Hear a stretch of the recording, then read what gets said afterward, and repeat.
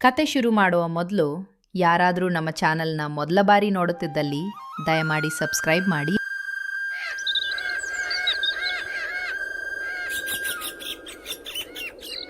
ಇದು ಮಲ್ಲಿಗೆಹಳ್ಳಿ.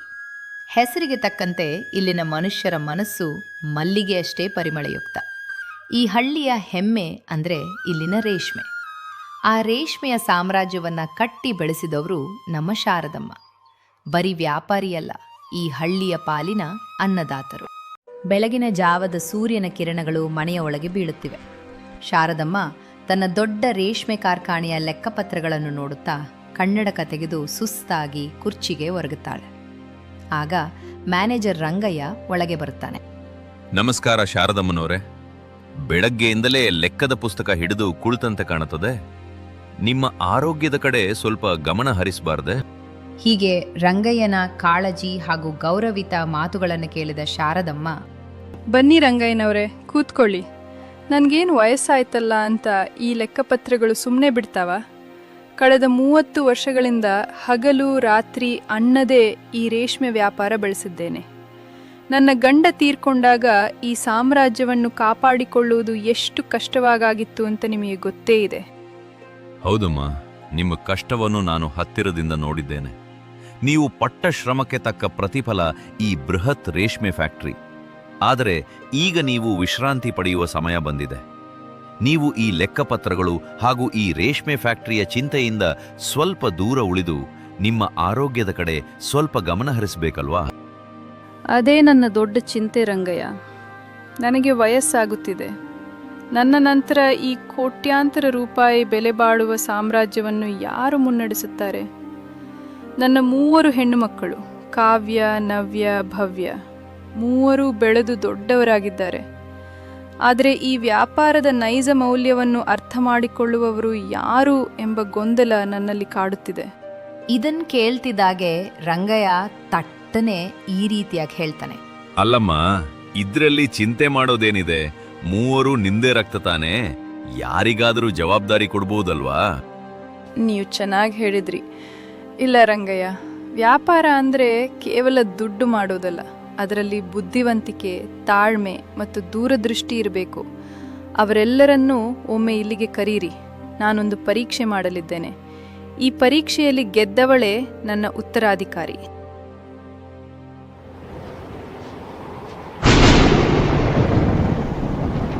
ಮೂವರು ಹೆಣ್ಣು ಮಕ್ಕಳು ಬಂದು ತನ್ನ ತಾಯಿಯ ಮುಂದೆ ಸಾಲಾಗಿ ನಿಂತಿದ್ದಾರೆ. 3 ಮುಖದಲ್ಲೂ ತಾಯಿ ಯಾಕೆ ಕರೆದಿದ್ದಾಳೆ ಎಂಬ ಕುತೂಹಲ, ಗಾಬರಿ ಅವರ ಮುಖದಲ್ಲಿ ಎದ್ದು ಕಾಣುತ್ತಿದೆ. ಅಮ್ಮ, ಯಾಕೆ ಇಷ್ಟು ತುರ್ತಾಗಿ ಕರೆದೆ? ನಂಗೆ ಫ್ಯಾಕ್ಟ್ರಿಯಲ್ಲಿ ಹೊಸ ಡಿಸೈನ್ಸ್ ನೋಡ್ಬೇಕಿತ್ತು. ಕ್ಲೈಂಟ್ಸ್ ಜೊತೆ ಮೀಟಿಂಗ್ ಬೇರೆ ಇತ್ತು. Is everything okay? ಅಮ್ಮ, ಅಕ್ಕ ಕೇಳ್ತಿರೋದು ಸರಿ ಇದೆ. ಹೌದು, ನಮ್ಮನ್ ಏನಕ್ಕೆ ಇಷ್ಟು ಬೇಗನೆ ಆತರದಿಂದ ಕರೆದೆ? ನಾನು ನನ್ನ ಸ್ನೇಹಿತನ ಭೇಟಿ ಮಾಡ್ಲಿಕ್ಕೆ ಹೋಗ್ತಿದ್ದೆ. ಬೇಗ ಏನ್ ಹೇಳಮ್ಮ? ಅಮ್ಮ, ಅಕ್ಕಂದ್ರು ಇಬ್ರು ಕೇಳ್ತಿರೋದು ಸರಿ ಇದೆ. ನಿನ್ ಮುಖದಲ್ಲಿ ಚಿಂತೆ ಕಾಣ್ತಿದೆ. ಏನಾಯ್ತು? ಆರೋಗ್ಯ ಸರಿ ಇಲ್ವಾ ಅಮ್ಮ? ಡಾಕ್ಟರ್ನ ಕರೀಲಾ? ಹೀಗೆ ಒಬ್ಬರಂತೆ ಒಬ್ಬರಾದ ಮೇಲೆ ಪ್ರಶ್ನೆಗಳ ಸುರಿಮಲೆಯನ್ನೇ ತನ್ನ ತಾಯಿಯ ಮುಂದೆ ಇಡ್ತಾರೆ. ಅದಕ್ಕೆ ಉತ್ತರವಾಗಿ ಶಾರದಮ್ಮ ಈ ರೀತಿ ಹೇಳ್ತಾರೆ. ನನಗೇನೂ ಆಗಿಲ್ಲ ಭವ್ಯ. ನೀವೆಲ್ಲರೂ ಸ್ವಲ್ಪ ಹೊತ್ತು ಶಾಂತವಾಗಿ ನಾನು ಹೇಳುವುದನ್ನು ಕೇಳಿ. ನಾನು ವೃದ್ಧಳಾಗುತ್ತಿದ್ದೇನೆ. ಇನ್ನು ಮುಂದೆ ನನ್ನಿಂದ ಈ ರೇಷ್ಮೆ ಕಾರ್ಖಾನೆಯ ಸಂಪೂರ್ಣ ಜವಾಬ್ದಾರಿಯನ್ನು ಹೊರಲು ಸಾಧ್ಯವಿಲ್ಲ. ಹಾಗಾಗಿ ನಿಮ್ಮ 3ರಲ್ಲಿ ಒಬ್ಬಳಿಗೆ ಈ ವ್ಯಾಪಾರದ ಸಂಪೂರ್ಣ ಅಧಿಕಾರವನ್ನು ವಹಿಸಿಕೊಡಲು ನಿರ್ಧರಿಸಿದ್ದೇನೆ. ಅದ್ರಲ್ಲಿ ಯೋಚನೆ ಮಾಡೋದು ಏನಿದೆ ಅಮ್ಮ? ನಾನೇ ಮನೆ ದೊಡ್ಡವಳು, ನನಗೇ ಕೊಟ್ಬಿಡು. ಹಾಗಾಗಲ್ಲ ಕಾವ್ಯ. ನನ್ನ ಮಾತನ್ನು ಸ್ಪಷ್ಟವಾಗಿ ಎಲ್ಲರೂ ಕೇಳಿಸಿಕೊಳ್ಳಿ. ಬರೀ ವಯಸ್ಸಿನ ಆಧಾರದ ಮೇಲೆ ನಾನು ಅಧಿಕಾರ ಕೊಟ್ರೆ ನಿನ್ನ ಉಳಿದ 2 ತಂಗಿಯರಿಗೆ ಮೋಸ ಮಾಡಿದಂತಾಗುತ್ತದೆ. ಆದ್ದರಿಂದ ಯಾರು ಬುದ್ಧಿವಂತರು ಅಂತ ತಿಳಿಯಲು ನಾನೊಂದು ಪರೀಕ್ಷೆ ಇಡುತ್ತಿದ್ದೇನೆ. ಹೀಗೆಲತ ಶಾರದಮ್ಮ ತನ್ನ ಪರ್ಸ್ನಿಂದ 300 ರೂಪಾಯಿ ನೋಟುಗಳನ್ನು ತೆಗಿತಾರೆ. ಕಾವ್ಯ, ನವ್ಯ, ಭವ್ಯ, ನಿಮ್ಮೆಲ್ಲರಿಗೂ ತಲಾ 100 ರೂಪಾಯಿಗಳನ್ನು ಕೊಡುತ್ತಿದ್ದೇನೆ. ನಮ್ಮ ಮನೆಯ ಹಿಂಭಾಗದಲ್ಲಿ ಒಂದು ದೊಡ್ಡ ಖಾಲಿ ಗೋದಾಮು ಇದೆಯಲ್ಲ, ನೀವು ಮಾರುಕಟ್ಟೆಗೆ ಹೋಗಿ ಕೇವಲ ಈ 100 ರೂಪಾಯಿಯನ್ನು ಬಳಸಿ ಆ ಇಡೀ ಗೋದಾಮನ್ನು ಸಂಪೂರ್ಣವಾಗಿ ತುಂಬುವಂತಹ ಯಾವುದಾದರೂ ವಸ್ತುವನ್ನು ತರಬೇಕು. ಯಾರು ಆ ದೊಡ್ಡ ಕೋಣೆಯನ್ನು ತುಂಬಿಸುತ್ತಾರೋ ಅವರೇ ನನ್ನ ರೇಷ್ಮೆ ಸಾಮ್ರಾಜ್ಯದ ಮುಂದಿನ ಒಡತಿ. ಅಮ್ಮ, ನಿನಗೆ ಹುಚ್ಚಿ ಹಿಡಿದ್ಯಾ? 100 ರೂಪಾಯಿಗೆ ಒಂದ್ ಹೊತ್ತಿನ ಊಟ ಬರೋದಿಲ್ಲ. ಇನ್ನು ಇಡೀ ಗೋದಾಮು ತುಂಬುವಷ್ಟು ವಸ್ತು ತರೋಕೆ ಸಾಧ್ಯನಾ? ಕಾವ್ಯಲ ಮಾತಿಗೆ ಶಾರದಮ್ಮ ಏನನ್ನೂ ಉತ್ತರಿಸುವುದಿಲ್ಲ. ಕುಳಿತಿದ್ದರೂ ತಂಗಿಯರು ಕೂಡ ಮುಂದೇನು ಮಾತನಾಡದೆ ತನ್ನ ಅಮ್ಮ ಕೊಟ್ಟಂತಹ 100 ರೂಪಾಯಿಯನ್ನು ಹಿಡಿದು ಮಾರುಕಟ್ಟೆ ಕಡೆ ಹೋಗಲು ನಿರ್ಧರಿಸುತ್ತಾರೆ. ತನ್ನಮ್ಮನ ಮಾತಿನ ಹಿಂದೆ ಏನಾದರೂ ಒಳ್ಳೆತನ ಅಡಗಿರುತ್ತದೆ ಎಂಬುದು ನಂಬಿದ್ದರು. ಎಲ್ಲರೂ ಗಮನವಿಟ್ಟು ಕೇಳಿ. ಸಾಯಂಕಾಲ 6 ಗಂಟೆಯ ಒಳಗೆ ನಿಮ್ಮ ವಸ್ತುಗಳು ಆ ಗೋದಾಮಿನಲ್ಲಿ ಇರಬೇಕು. ಇಲ್ಲವಾದಲ್ಲಿ ನೀವು ಈ ಪರೀಕ್ಷೆಯಲ್ಲಿ ಸೋಲುತ್ತೀರಿ. ಹೋಗಿ ಬನ್ನಿ. ಹೀಗೆ ಶಾರದಮ್ಮ ಕೊಟ್ಟಂತಹ ಸವಾಲನ್ನ ಎಲ್ಲರೂ ಸ್ವೀಕರಿಸಿ ಅಲ್ಲಿಂದ ಹೊರಡ್ತಾರೆ. ಕಾವ್ಯ ತನ್ನ ಕಾರಿನಲ್ಲಿ ಮಾರುಕಟ್ಟೆಗೆ ಬರ್ತಾಳೆ. ಅವಳ ತಲೆಯಲ್ಲಿ ಒಂದೇ ಯೋಚನೆ, ಕಡಿಮೆ ದುಡ್ಡಿನಲ್ಲಿ ಹೆಚ್ಚು ಜಾಗ ಅಡೈಸಿಕೊಳ್ಳುವ ವಸ್ತು ಯಾವುದು? ಆಕೆಗೆ ಒಂದು ಹಳೆ ಪೇಪರ್ ಮತ್ತು ರದ್ದಿ ಅಂಗಡಿ ಕಾಣುತ್ತದೆ. ಈ ರದ್ದಿ ಪೇಪರ್ಗಳು, ಹರಿದು ಹೋದ ರಟ್ಟಿನ ಡಬ್ಬಿಗಳಿಗೆ ಯಾವುದೇ ಬೆಲೆ ಇರಲ್ಲ. ಆದರೆ ಅವು ನೋಡಕ್ಕೆ ಗುಡ್ಡದ ತರ ಕಾಣಿಸುತ್ತವೆ. ಇದೇ ಸರಿಯಾದ ಐಡಿಯಾ. ಏನ್ರಪ್ಪ, ಈ ಹಳೆ ರಟ್ಟು ಪೇಪರ್ ಎಲ್ಲ ಎಷ್ಟಕ್ಕೆ ಕೊಡ್ತೀರಾ? ಮೇಡಮ್, ಕಿಲೋಗೆ 10 ರೂಪಾಯಿ. ನನ್ನ ಬಳಿ 100 ರೂಪಾಯಿ ಇದೆ. 100 ರೂಪಾಯಿಗೆ ಎಷ್ಟು ಬರುತ್ತೋ ಅದೆಲ್ಲವನ್ನೂ ಆಟೋಗೆ ಹಾಕಿ ನನ್ನ ಮನೆ ಗೋದಾಮಿಗೆ ಕಳಿಸು. ಆ ರಟ್ಟಿನ ಡಬ್ಬಿಗಳನ್ನು ಮರಚಬೇಡ, ಹಾಗೇ ಇಡು. ಆಗ ಅದು ಹೆಚ್ಚು ಜಾಗವನ್ನು ಆಕ್ರಮಿಸಿಕೊಳ್ಳುತ್ತದೆ. ಅಂಗಡಿಯವನು ಆಶ್ಚರ್ಯದಿಂದ ನೋಡ್ತಾನೆ. ಆದರೂ ಹಣ ಇಸಿಕೊಂಡು ರದ್ದಿ ವಸ್ತುಗಳನ್ನು ಕಳಿಸುತ್ತಾನೆ. ಕಾವ್ಯ ನಗುನಗುತ್ತಾ ನಾನೇ ಗೆಲ್ಲುವುದು ಎಂದು ಅಂದುಕೊಂಡು ಮನೆಗೆ ಹೋಗುತ್ತಾಳೆ. ನವ್ಯ ಮಾರುಕಟ್ಟೆಗೆ ಹೋಗಲು ಬೇಸರಪಟ್ಟು ಊರಾಚೆಯ ರಸ್ತೆಯಲ್ಲಿ ಒಬ್ಬಳೇ ಹೋಗುತ್ತಿರ್ತಾಳೆ. ಯಪ್ಪ, ಈ ಬಿಸಿಲಲ್ಲಿ ಯಾರು ಅಲೆಯೋತಾರೆ? ಆ 100 ರೂಪಾಯಿಗೆ ಏನ್ ಸಿಗುತ್ತೆ? ಕಾವ್ಯ ಅಕ್ಕ ಏನಾದ್ರೂ ದೊಡ್ಡ ಪ್ಲಾನ್ ಮಾಡಿರ್ಬೋದು. ನಾನ್ ಸುಮ್ನೆ ಸೋಲೋದು ಗ್ಯಾರಂಟಿ. ಆಗ ರಸ್ತೆಯ ಬದಿಯಲ್ಲಿ ರೈತರು ಹೊಲದಲ್ಲಿ ಬಳದಿದ್ದ ಅನಗತ್ಯ ಕಳೆಗಿಡಗಳನ್ನು, ಒಣಗಿದ ಹುಲ್ಲನ್ನು ಕತ್ತರಿಸಿ ರಾಶಿ ಹಾಕುತ್ತಿರುವುದನ್ನು ಅವಳು ನೋಡುತ್ತಾಳೆ. ವಾಹ್, ಈ ಒಣ ಹುಲ್ಲಿಗೆ ಯಾರ್ ಕಾಸು ಕೊಡ್ತಾರೆ? ಇದನ್ನೇ ತಗೊಂಡೋದ್ರೆ ಕೋಣೆ ತುಂಬಿಸ್ಬೋದು. ಅಣ್ಣ, ಆ ಕತ್ತರಿಸಿದ ಹುಲ್ಲು ಮತ್ತು ಕಳೆಯನ್ನ ಏನ್ ಮಾಡ್ತೀರಾ? ಏನಿಲ್ಲಮ್ಮ, ಅದನ್ನೆಲ್ಲ ಸುಟ್ಟು ಹಾಕ್ತೀವಿ. ಅದರಿಂದೇನು ಉಪಯೋಗ? ಅದನ್ನ ಸುಡಬೇಡಿ. ಈ 100 ರೂಪಾಯಿ ಇಟ್ಕೊಳ್ಳಿ. ಆ ಹುಲ್ಲನ್ನೆಲ್ಲ ಒಂದು ಟ್ರ್ಯಾಕ್ಟರ್ಗೆ ಹಾಕಿ ನಮ್ಮನೆ ಗೋದಾಮಿನಲ್ಲಿ ಸುರಿದ್ಬಿಡಿ. ನವ್ಯ ಯಾವುದೇ ಶ್ರಮವಿಲ್ಲದೆ ಕೆಲಸವಾಯ್ತಲ್ಲ ಎಂದು ಬೀಗುತ್ತಾ ಮನೆಗೆ ಹೋಗ್ತಾಳೆ. ಆಲೆ ಸಂಜೆ 4 ಗಂಟೆ ಸಮಯ. ಈಗ ಭವ್ಯ ಕೈಯಲ್ಲಿ ಒಂದು ಕೈ ಚೀಲ ಹಿಡಿದು ಮನೆ ಕಡೆಗೆ ಹೊರಡುತ್ತಿರುವುದು ನಮಗೆ ಕಾಣುತ್ತದೆ. ಮತ್ತೊಂದು ಕಡೆ ತನ್ನ 2 ಅಕ್ಕಂದಿರು ಇಬ್ಬರು ತಮ್ಮ ತಮ್ಮ ಸಾಮಗ್ರಿಗಳನ್ನು ಗೋದಾಮಿನಲ್ಲಿ ತಂದಿರಿಸಿದ್ದಾರೆ. ಸಮಯ ಸಂಜೆ 6 ಗಂಟೆ. ಕತ್ತಲಾಗುತ್ತಿದೆ. ಶಾರದಮ್ಮ ಮತ್ತು ಮ್ಯಾನೇಜರ್ ರಂಗಯ್ಯ ಗೋದಾಮಿನ ಬಳಿ ಬರ್ತಾರೆ. 3 ಹೆಣ್ಣು ಮಕ್ಕಳು ಅಲ್ಲಿದ್ದಾರೆ. ಸರಿ ಮಕ್ಕಳೇ, ಸಮಯ ಮುಗಿಯಿತು. ಯಾರು ಏನು ತಂದಿದ್ದೀರಾ ತೋರಿಸಿ. ಮೊದಲು ಕಾವ್ಯ, ನೀನು ತೋರಿಸು. ಕಾವ್ಯ ಗೋದಾಮಿನ ಅಲ್ಲಿ ದೊಡ್ಡ ಗುಡ್ಡದಂತೆ ಹಳೆಯ ಪೇಪರ್, ಹರಿದು ಹೋದ ರಟ್ಟಿನ ಡಬ್ಬಿಗಳು ತೋರಿಸ್ತಾಳೆ. ನೋಡು ಅಮ್ಮ, 100 ರೂಪಾಯಿಗೆ ಇದಕ್ಕಿಂತ ದೊಡ್ಡ ವಸ್ತು ತರೋಕೆ ಯಾರಿಂದಲೂ ಸಾಧ್ಯವಿಲ್ಲ. ಇದು ಕೋಣೆಯ ಅರ್ಧ ಭಾಗವನ್ನ ತುಂಬಿದೆ. ನಾನೇ ವಿನ್ನರ್. ಹೌದು ಕಾವ್ಯ, ಇದು ಜಾಗವನ್ನು ತುಂಬಿದೆ. ಆದರೆ ಇದು ಕೇವಲ ಕಸ.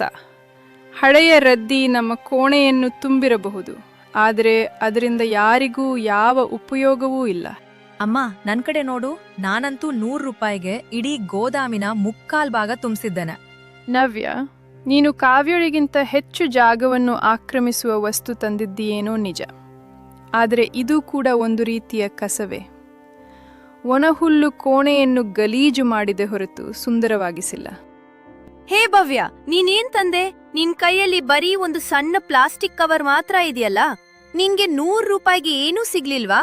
ಅಮ್ಮ, ನೀವು ನನಗೆ ಕೊಟ್ಟ 100 ರೂಪಾಯಲ್ಲಿ 90 ರೂಪಾಯನ್ನ ಒಬ್ಬ ಬಡ ವಿದ್ಯಾರ್ಥಿಯ ಶಾಲಾ ಫೀಸ್ ಕಟ್ಟಲು ಸಹಾಯ ಮಾಡಿದೆ.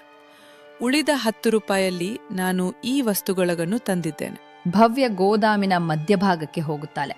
ಆ ಕತ್ತಲ ಕೋಣೆಯಲ್ಲಿ ತಾನು ತಂದಿದ್ದ ಮಣ್ಣಿನ ಹಣತೆಗೆ ಎಣ್ಣೆ ಹಾಕಿ ಬತ್ತಿ ಇಟ್ಟು ದೀಪವನ್ನು ಹಚ್ಚುತ್ತಾಳೆ. ಕ್ಷಣಾರ್ಧದಲ್ಲಿ ಆ ಕತ್ತಲು ತುಂಬಿದ್ದ ದೊಡ್ಡ ಗೋದಾಮಿನ ಮೂಲೆ ಮೂಲೆಗೂ ದೀಪದ ಪ್ರಕಾಶಮಾನವಾದ ಬೆಳಕು ಹರಡುತ್ತದೆ. ಜೊತೆಗೆ ಊದುಬತ್ತಿಯ ಸುಗಂಧ ಪರಿಮಳ ಇಡೀ ಕೋಣೆಯನ್ನು ಆವರಿಸಿಕೊಳ್ಳುತ್ತದೆ. ಎಲ್ಲರೂ ಮಂತ್ರಮುಗ್ಧರಾಗಿ ನೋಡುತ್ತಾರೆ. ಅಮ್ಮ ಕಾವ್ಯ ಅಕ್ಕ ತನ್ನ ವಸ್ತು ಅರ್ಧ ಕೋಣೆಯನ್ನು ತುಂಬಿತ್ತು. ನವ್ಯ ಅಕ್ಕ ತಂದ ವಸ್ತು ಮುಕ್ಕಾಲ್ ಕೋಣೆಯನ್ನು ತುಂಬಿತು. ಆದರೆ ನನ್ನ ಬಳಿ ಉಳಿದಿದ್ದ 10 ರೂಪಾಯಲ್ಲಿ ನಾನು ತಂದ ದೀಪದ ಬೆಳಕು ಈ ಗೋದಾಮಿನ ಪ್ರತಿಯೊಂದು ಮೂಲೆ ಮೂಲೆಯನ್ನೂ ತುಂಬಿದೆ. ಜೊತೆಗೆ ಈ ಊದುಬತ್ತಿಯ ಪರಿಮಳ ಇಡೀ ಕೋಣೆಯ ಗಾಳಿಯನ್ನು ತುಂಬಿದೆ. ಬೆಳಕು ಮತ್ತು ಸುಗಂಧವನ್ನು ಮೀರಿ ಕೋಣೆಯನ್ನು ತುಂಬುವ ವಸ್ತು ಬೇರಾವುದಿದೆ ಅಮ್ಮ? ಭವ್ಯ, ನೀನು ಕೇವಲ ಈ ಪರೀಕ್ಷೆಯನ್ನು ಗೆದ್ದಿಲ್ಲ, ನನ್ನ ಹೃದಯವನ್ನು ಗೆದ್ದಿದ್ದೀಯ ಮಗಳೇ. ಅದ್ಭುತ ಭವ್ಯ ಪುಟ್ಟ, ನೀನು ಕೇವಲ ದುಡ್ಡಿನ ಮೇಲೆ ವ್ಯಾಮೋಹಗೊಳ್ಳಂಗಳಲ್ಲ, ನೀನು ನಿಜವಾಗಿಯೂ ಬುದ್ಧಿವಂತಿಕೆ ಅಂದ್ರೆ ಏನು ಎಂದು ತೋರಿಸಿದ್ದೀಯ. ಇದು ನಿಜವಾದ ಗೆಲುವು.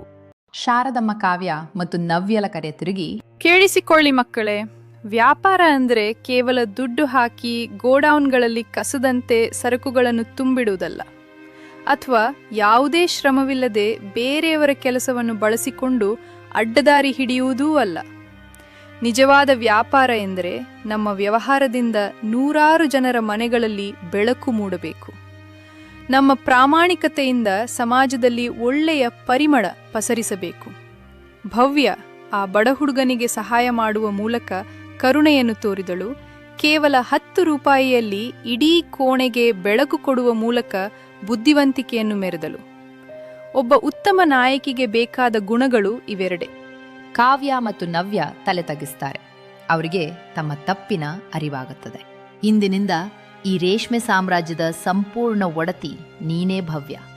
ನಿನ್ನ ಅಕ್ಕಂದಿರು ನಿನಗೆ ಸಹಾಯಕರಾಗಿರ್ತಾರೆ. ನಿನ್ನ ಈ ದೀಪದ ಬೆಳಕಿನಂತೆಯೇ ನಮ್ಮ ವ್ಯಾಪಾರವು ಎಲ್ಲೆಡೆ ಬೆಳಗಲಿರಲಿ ಎಂದು ಶಾರದಮ್ಮ ತನ್ನ ಕಿರಿಮಗಳಿಗೆ ಹಾರೈಸುತ್ತಾಳೆ.